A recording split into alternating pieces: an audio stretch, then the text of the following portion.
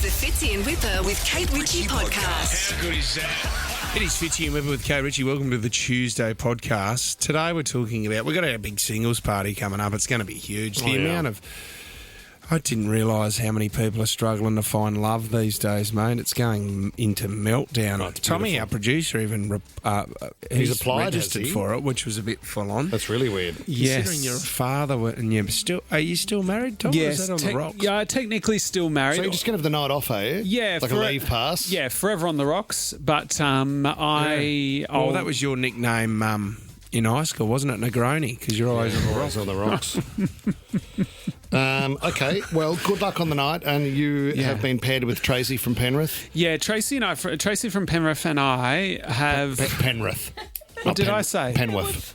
Oh, did I? Yeah, Tracy said said riff. She said the riff. No, Some the people riff. call it the riff. I love her tongue piercing. I think that's going to be exciting for you, Tom. Absolutely. And big shout out to Tracy, and I will. And the kids? And the kids, and we will we'll do that bail check-in just about half Very an hour. soon. Well done, without a Hey, Tracy. Bart. What, is she on a farm, is she? Hey, Bart.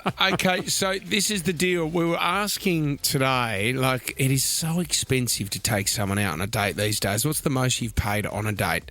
Unbelievable. God, some guy came back and spent $4.8 million on a date. That was extraordinary. Just on the steak. I've just made that up so you No, it was listen to the 48. podcast.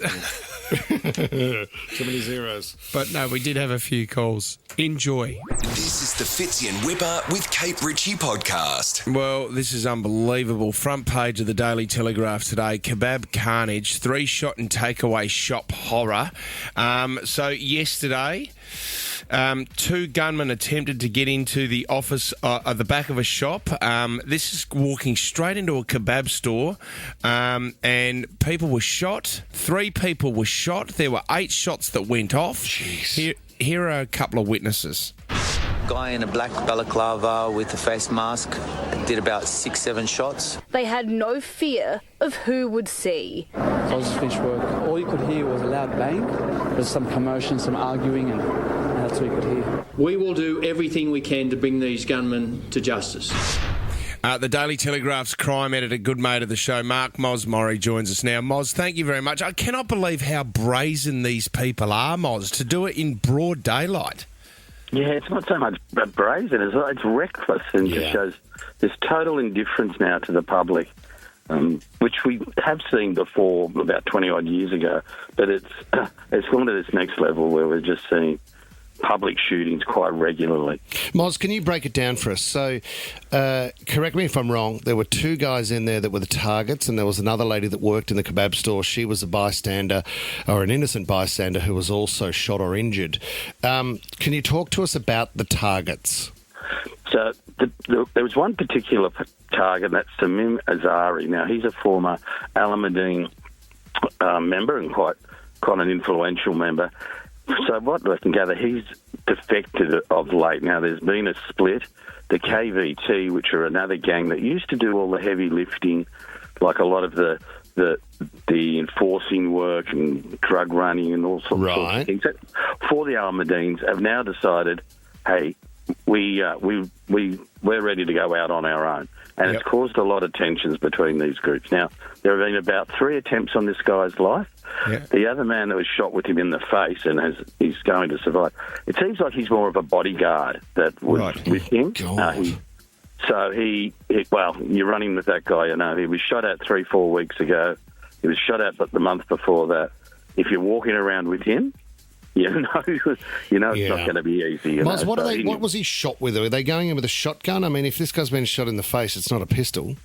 Oh, no, probably it would be a pistol. It's just, these guys tend to be using that. They do have lots of other weaponry, but for these sort of things, they prefer the pistol. It's easier to hide, and conceal when you're walking around. Although walking around Auburn with a balaclava on might be... Yeah, it sort of stands out a little bit, doesn't it? Yeah, it does. It does, yeah. When you've already had 2 attempts on your life, Moz, wouldn't you go into hiding? Or these guys are just... They're more than happy to walk around? Some do. This particular guy, the cops basically went and saw him again last Friday, not for the first time, saying, you should keep a low profile. You know they're out to get you. So you walk around Auburn, which is well known with some of the Middle Eastern gangs. They have spotters everywhere. The other thing is, this is the second time it appears he's been shot at within an hour of leaving a police station where he's reported for bail. God. A lot of the other guys, some very high-profile ones, have recently had their bail conditions changed, where they don't have to visit police stations. There was a plot to kill a Comanchero as he walked out of Day Street Police Station on Christmas Day 3 years ago. Oh, my gosh. So they'll get at Christmas Day, and literally walking out the front is where they were going to hit him. Jesus. So, Moz, do we know who the shooter is? I mean, obviously we've got an idea of the connection to where it's come from. But, I mean, who are these hitmen? Are they part of the gang, or are they just hired hitmen? Where do these people come from? There are a number of what they call crews out there who are basically prepared to do this. They're not particularly aligned, although, the Alameddines will be using their favourite crews or somebody. But they're not... they're just... A lot of them are very, very young. It's just put out on basically on Airtasker and secret chat groups between crims. Hey, anybody up for this? And, I mean, we saw they're going to try and knock the entire allegedly rap group 1-4 at one stage, and that was put out saying, hey, we need a Mountie killed, referring to one of the postcode wars. How much would they get paid, Moz? Like, what's the going rate these days? Well, it can be anywhere up from 200,000 to higher targets. Some of the guys in the past have asked for a lot more, but we're seeing it being done now by very, very young men who are willing to do it for less money. But there are overheads. Let's face it, you've got 2 or 3 stolen cars that you go and burn, and some of them are really quite nice cars. Then you've got to buy your guns. Then you've got safe houses.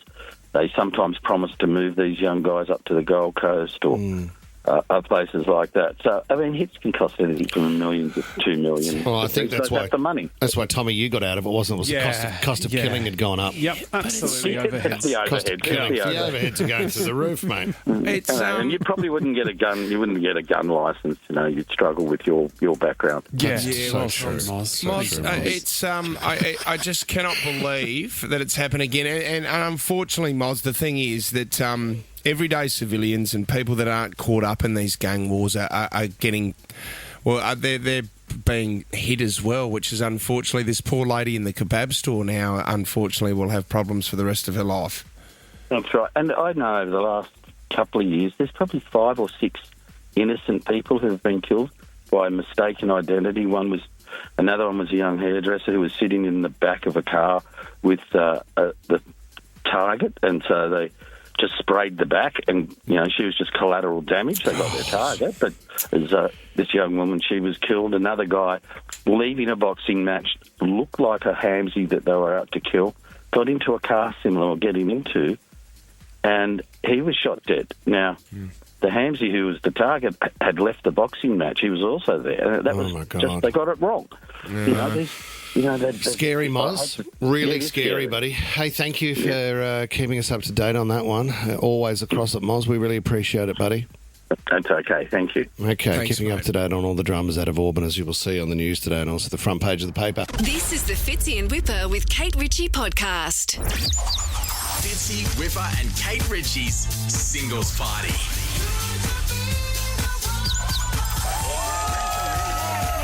Jackson, Sydney's ultimate super yacht for exclusive events, parties and private charters on the world's best harbour. Do you know what the best part of it is? The anticipation, the lead up, right? Yeah. You're with your best mate, because you get to bring someone with you. We would preferably like someone that is single that comes along with you. Then Whip, I think the greatest moment of the singles night is the arrival. Yeah. Because nervous energy. I mean, we're going to be matching you with someone, but you also scan the room straight away to see what takes your eye physically. Yeah. Very quickly. And Very you know quickly. what? And I find it so hard when there's so many eyes on me. What do you mean?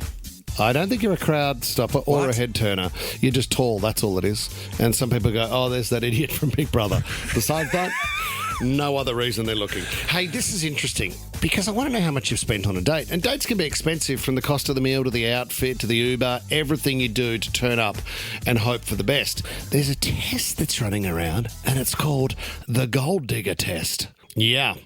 Okay. So there's a growing number of people in the dating world. And the Gold Digger tests are deliberate situations where one person gauges the other's financial intentions by unexpectedly making them pay or setting a trap to see if they're more interested in money than genuine connection. So George is 27. She said she was on a date not long ago. It was going really well with the guy, and then he covered the bill on that date. That was great. Well then done, the mate. next date, they thought, why don't we go to Yochi? Do you want to meet at Yochi? Yeah, that's good. That's Anyway, great. they were in Well, the line at Yochi, so they'd selected. Normally I go the vanilla. Oh, I've been doing the honey. Well, if you're a virgin at Yochi, you always go over the top. That's the thing. You do. Don't you? You put way too much. Oh, mate, the new Beechworth honey is extraordinary, especially with some M&Ms. Anyway, so she said that he went ahead of her. So he walked forward, weighed his yogurt, paid for his ice cream, right? So that was done. Okay. She couldn't believe that he was paying by himself for his own while she was still dripping chocolate sauce. But So wait she up. then He paid he- herself. Yeah, but he paid for the first date, the whole thing, But didn't he? this was a test for him to see if she was okay with it and whether the mood changed. Another girl said that they went out for dinner on a first date. The bill arrived and she just assumed that she would offer to go halves with him. It was $100. And then he very quickly said, "Are you all right to pay for this?" And she said, "Yeah, sure." Caught off guard. She paid the bill. He then said, "Congratulations, you've passed the test." Oh, that's the gold digger test. Yeah, that was a Actually, gold digger test right there, babe. Let's see if Ali passes the gold digger test from Neutral Bay. Ali, how much did a date set you back? Oh, look, it was for someone I was seeing, but one time it probably cost me about $350, $400. On what, Ali? Yeah, well, like I took him out to a nice lunch, obviously went out for cocktails. Beautiful. Now I've really thought about it, you obviously add the outfit into that. Yeah. So, yeah. 300. It costs a bit of money. You know what? You're right. If you go for lunch and a few cocktails, you're looking two people minimum 300, aren't you? Yeah. Ali, quick tip for you as a cost save. When I used to date, I would find a set menu where they just did like schnitzels. Oh, no, so I tried that. I tried to suggest that, and he said no. Oh, you're kidding me? I would find a set menu at Aria. Yeah, no. I'd be looking at like $28 schnitzel, and that's all they serve is schnitzel chips. Maddie, could you come in here? Because I think you had a bad dating experience. It cost a fortune. No. Hey, Ali, stay on the line because we want to invite you to our singles party. Are you single now? I am single now. Otherwise, I Awesome. would not have signed up. Ali, you've got to come along. We would love I'm you to so be excited. there. I'm so excited. It's I'd going love to be to huge. come. It's going to be awesome on the Jackson. Maddie, God, your dating history is extensive. It's huge. It's huge. But you are married. You're married now. I'm happily married, yes, happily married now. But many years ago, I was going on many dates. And I once had a guy, after 2 dates, ask me for $3,000 because he needed a new visa application to stay in the country. You're kidding me. Where was he from? Nigeria? No, he was from the UK. Right. Oh, my Yeah, gosh. he's living in Bondi. How's the balls to do that after 2 dates? There's a gold digger. Yeah. Did he pay you back, Maddie? No money was exchanged. Oh, my. How do you say no to that? You say, don't have the money. I was like, oh, I'm so sorry. That's a lot of money. Yeah, and the date's not going well. I would prefer it if you shift off back to the UK. Yeah, not good. Well, how's that love rat we spoke about recently, where he would get girls on the first date to start up a betting account? That's right. And then while they were on the dance floor, he would get into their phone And start punting. He punted $70,000. Oh, my God. So did you date him as well, Maddie? Was that your story? Oh, my God. This is the Fitzy and Wippa with Kate Ritchie podcast. Injured in a ridiculous way. I mean, it happens to everyone. We've had calls before with people breaking ribs from sneezing. Yep, embarrassing injuries. Well, I sat on my thumb yesterday. You did, and it went straight up the old whoopsie-daisy. No. It was bent at the time, and I've really bruised my thumb. Matt. Just stupid. John Whipfley broke a rib doing up a life jacket. What? He said, I'm not too old to go water skiing. I remember doing that once. Give me a go. Give me the life jacket. Ow! How did you injure yourself? 13 24 10. We want to hear from you because we couldn't believe this. We thought it was a joke. There was an AFL game over the weekend. It was St Kilda versus the Western Bulldogs, and there was a supporter by the name of Nick Harrison, old bloke. He'd probably be in his 60s. Yep. Nick got up and he had the privilege of tossing the coin before the game. Okay. But as he's tossed the coin, he's grabbed at his hamstring. And everyone's going, oh, come on, you've just done this as a viral. Yeah. There's an update. Have a listen to this. Must bring you an update on the most bizarre injury of the season. Scans confirming a bad hamstring strain for Nick Harrison suffered during the coin toss before last night's game at Marvel Stadium. Probably naive of me to think I could just go out and toss the coin without any preparation. I paid the price. Yeah, it's a foolish mistake. How long do you think you're out for? I'm probably going to miss 6 or 7 tosses, I guess. Will he ever toss again? Will he ever toss again? How do you tear your hamstring tossing a coin? It must have been right on the edge and any movement triggered it. And Whip, I've got to show you the bruise that's on the back of his leg is unbelievable. He's basically ripped it off the bone. Oh, don't. It's from just tossing a coin. Laura on the Central Coast, how did you injure yourself, Laura? Well, there was an early morning start at work. It was dark. I had my lunchbox in my hand, my drink bottle, and I've slammed the car door and I've fractured 4 of my own fingers. Oh, you slammed your fingers in your door. Yeah, my own fingers in my own car door, yeah. Laura, could you get your other hand around to open the door again to get them out, or was it in there for a while? Look, it was instantaneous. I just opened the car door and I'm crying out in the car park. Went inside and I got absolutely zero sympathy, but honestly, I could not move my fingers. I ended up going to the doctors, but there was nothing they could do. So, yeah, I was getting around with a silly injury. Oh, my God, Laura. We won't tell anyone. I promise that wasn't on the radio. No. Jade in Kurnell, you had a footy injury as well. What was it, Jade? Yeah, I was running with the ball and then just stepped a chicken and went straight into a sprinkler hole and fractured my foot. How big was the sprinkler hole? Oh, I don't even know. I didn't even see it. It must have been that small. But the funny thing is, I only had 4 days off work and I'm still on my moon boot working up on ladders. Oh, my God. Jade, you should be able to sue the Oval for that one. You're a professional and you don't deserve it. Oi, but boys, the good comes with the bad. I got to try, but I fractured my foot. Oh, go you good thing. Go, Jade. You little legend. Julie in Hurstville, what did you do, Jules?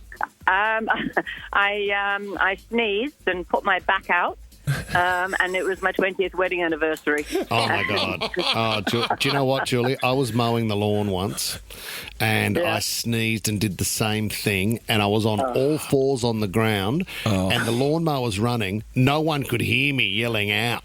So I was there for about 15 minutes. Couldn't move, Julie. Julie, I bet you were hoping that you were going to put your back out that night on your 20th wedding anniversary, but you did it sneezing, unfortunately. Yeah, exactly. It was, it was an interesting day, and I think I went to the theatre and had to stand up at the theatre for about 2 hours. And then, no. Yeah, and then a nice steak dinner where I wasn't comfortable, and then back at a beautiful hotel. And very kind of the other people just to carry you around from place to place as well, Julie. How romantic. Exactly. Thanks for calling the show. Love you, Julie. This is the Fitzy and Wippa with Kate Ritchie podcast.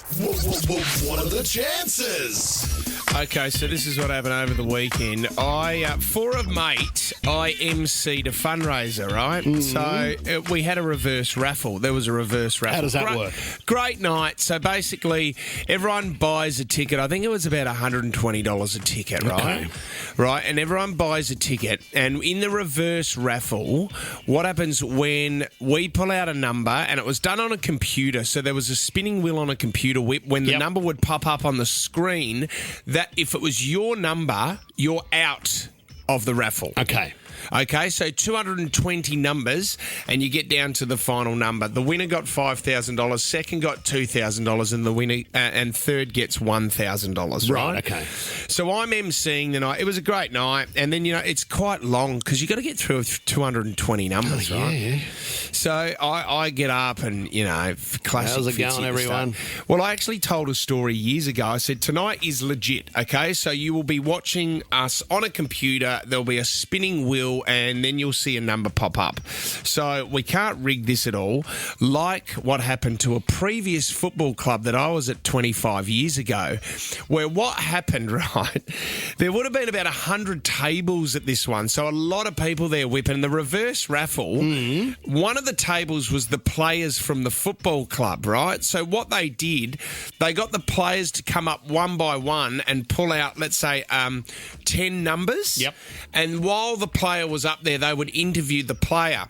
The numbers were in like a glass aquarium, so you could see where the numbers were, right? And one of the boys came back to the table and said, I can see where our table number is. Awesome. It's at the back left-hand corner of the aquarium. Okay. Don't go anywhere near that area. So you rigged the raffle? You wouldn't believe it. Our table won the $10,000. What are the chances? You rigged the raffle. You're now on stage at a fundraiser and you're telling everybody about rigging the raffle. No, well, I said it's not rigged. Tonight is legit. Right. So anyway, we're going through throughout the night, we're having a great time. Then I said to the organisers, with the final 10 people that are left, let's get them out the front. Let's build the tension. All right. And okay, here it comes the number. You're out. Yep. Then you interview them. You have a bit of a laugh. You get stuck into them. I get down to the final 10 and the organiser goes to me, Fitzy, do you know you're in the final 10? And I said, I didn't even know I had a number. I thought I was just emceeing the night. Awesome. Because they gave me a nice bottle of wine for doing it. And I thought, okay, no worries. So anyway, number 10, you're out. Number 9, you're out. Get down to the final 5 and Fitzy's still in. Oh, my God. And you've just told everyone how you've rigged competitions before. Then we get down to the final 3 and I'm thinking to myself, this can't happen. So you're going to get money anyway. Third prize was $1,000. Goes to this older bloke. He was quite stoked to win $1,000. You beauty, I'm out. It's down to me and a young lady, right, for the win. And I'm looking at the organisers going, it cannot be me. Oh, no. They spin the wheel and it's her number. She's out. The winner is Fitz. Pricey's done it again. He's done it. I'm not joking. What are the chances? And I felt so bad. You're a criminal. I cannot accept this. I told a story at the start of the night because there was a bloke at the back. What a shock. Who'd had a few drinks. He was just yelling out, cheating bastard, you cheating bastard. And so I couldn't do it. It was a fundraiser. I said, I can't accept the money. I can't accept the money. You are one of the great shonks. I'm not going to do it. He'll MC your event and take your money. Didn't get the cash, but I have a great story to tell for the rest of my life. Hey, talking about what are the chances? Quick one for you here, Fitz. A guy, 47-year-old, he survived a plane accident in 1998. He revealed that he was also sitting in seat 11A, same as the Air India crash sole survivor. But what are the chances? Can I throw this out there, though? Yeah. 11A is different for the domestic planes that we fly on here. That's not emergency exit. No, although 11A wasn't. It was an emergency exit. So wasn't it? No, it wasn't. He was a row back from that, so he was near it, but not in that row. Well, how did he get out of the emergency exit then? I don't have all the answers to the questions. No, he was emergency exit. No, he said he could because see the exit. he opened the door before the plane. He opened the emergency exit door and got out of the plane before it blew up. Well, he also said that he woke up. He thought he'd died. And then he woke up. So he must have been knocked out or hit his head at some stage. And then he went, oh, my God, I'm actually alive. I better get out of here. It's crazy. Dwayne in Windsor. What are the chances, Dwayne? Oh, you wouldn't believe it. I was staring at this traffic lights. This woman was taking her primary school kids to school, and they're just sitting at the lights, red lights, and then it turns green, and she drives off just as this big truck comes around the corner at the traffic light with those big concrete walls standing up. And as it come around, the chains broke. The concrete wall came down, crushing everything in its everything. Yeah. Yep. And it was just after she drove away, having no idea that they nearly all died. Oh, You'll Dwayne. never, ever, ever know what nearly happened. Oh, You'd never know. Dwayne, that is an amazing story, isn't it? And confronting to see. And I love your passion behind the story too, Dwayne. Great start. Maria in Drummoyne, what happened to you in Greece, Maria? Oh, yes. I actually had three things when I was travelling. So when I was in Santorini, there's a certain part at the top of the mountain where everyone gathers to watch the sunset. Yep. I turned around, like watching the sunset, then just turned around and I see this guy that I had just met from a friend of mine in Australia. So it was like her cousin. Then I was doing the Sound of Music tour I think it was in Austria. Austria, yeah. And, doing the Sound of Music tour anyway, and there's a group of people turned around and this guy's walking past, happens to be a friend of mine's cousin. Right, A-grade that stalker. I had met in Australia. And the last one when I was, there was a guy I met at a workplace in Sydney. He was from London here on a work visa or work thing. Anyway, so I was over there in London as part of my honeymoon. And then me and my husband said, let's go watch a movie. As we're going up the escalators, this guy is walking down the escalators. And No it's like, way. Oh, my gosh. What are the chances? I couldn't believe it. I know. So let me get this correct, Maria. For people out there, were they three different people or it was the same three person? different people. Right, Three different okay. people. But, saw them just sort of on my travels just doing something, turned around and I see that person So you bumped that into, I had just met. bumped into someone you knew overseas. All right. Awesome story, Maria. I mean, three times that's happened, so that adds to the story. I mean, good things come in threes. Unfortunately, that wasn't good. Ashley in Cherrybrook, what are the chances, Ash? Hi, guys. I've got a little bit of what are the chances history. Yeah. In April 1789, a direct descendant of mine, Fletcher Christian, seized control of a ship called the HMS Bounty from Captain Lieutenant William Bligh, which you may have heard of it, the Mutiny of the Bounty. Yep. Yes. Fast forward to now, I was interviewed for the current role that I'm in, and my boss is a direct descendant from William Bligh. You're kidding me. What? No, I am Fletcher Christian, and he's William Bligh. And I'm currently working my way up to take his job. Oh, another mutiny! You're going to bring him down again, like the family got him round one. This will go down in history, Ashley. When it actually happens, give us a call back. We want to know all about it. Will do. Ash, that's a great story. I love that. Bit of history moved into the modern day. This is the Fitzy and Wippa with Kate Ritchie podcast. I'm looking for night owls. I'm looking for people that like to do stuff all night long. Yeah, they're What an a interesting song. breed, aren't they? My cardiologist said to me that 70% of people are night people. Only 30 are morning people. What? Yeah, and I think I'm a night person doing a morning job for 14 years. I want to hear from people who do stuff in the middle of the night. Yeah. My Gary, you know Your Gary, mate, yeah. my good friend, he's a lawyer. Mate, just doesn't sleep, Whip. It's so weird. And he says to me, I don't need to sleep. He said I could leave the office right now and go home and I could go to sleep straight away. Yeah. But what he does, because he's in court most days, Whip, and then he's got all these meetings afterwards, he's on a lot of boards and that as well. Defending himself, yeah. So when he's has to do his paperwork, he said the best time for me to do it is when everyone's asleep. Yeah. He goes into his office, does all his paperwork at 2 in the morning. Oh, my God. That's an interesting one, isn't it, too? And now I'm at the stage where I go, whatever I've got to do now, and it's 9 o'clock at night, I'm going to find the time to do it tomorrow. Yeah. See you later, world. I'm out. 13 24 10. Give us a call if you've been up, during All the night. night. What have you been doing? Have you been playing video games?